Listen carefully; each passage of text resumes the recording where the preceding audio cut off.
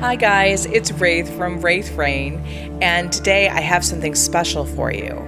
I wrote some vignettes of the characters in Everdark, and I decided I wanted to dramatically read them to you. So this first one today is about Daemon, and it takes place thousands of years ago. So here we go. Thousands of years ago. My king, when you wake, your fledgling will be there, Seer told him, placing a slender hand against her chest.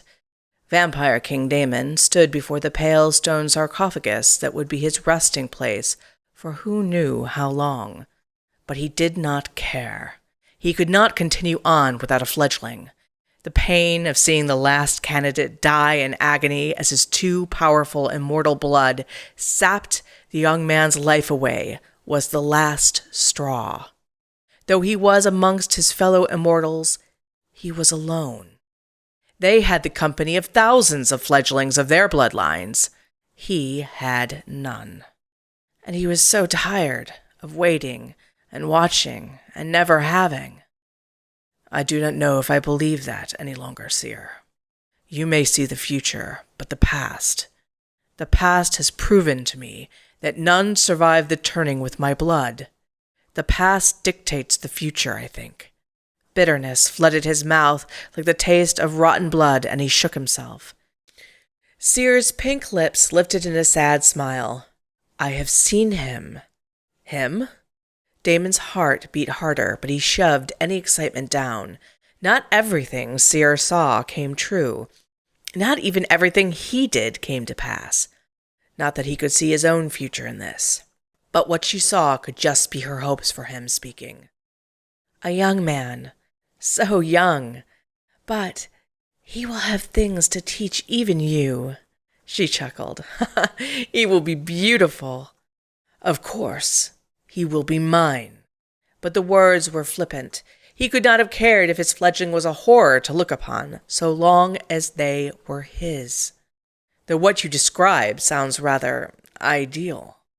Yes, but that does not mean it is not true. She tilted her pale chin up with pride. He will be strong and kind and brave, too.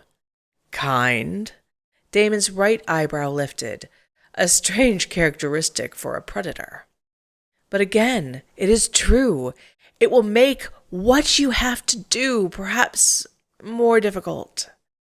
He turned towards her, his long black coat swishing around his leather-covered legs.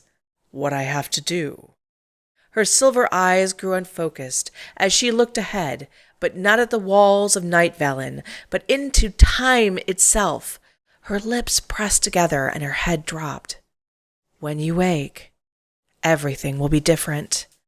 Our world as we know it will no longer exist. You will have to conquer it all over again. Daemon considered this.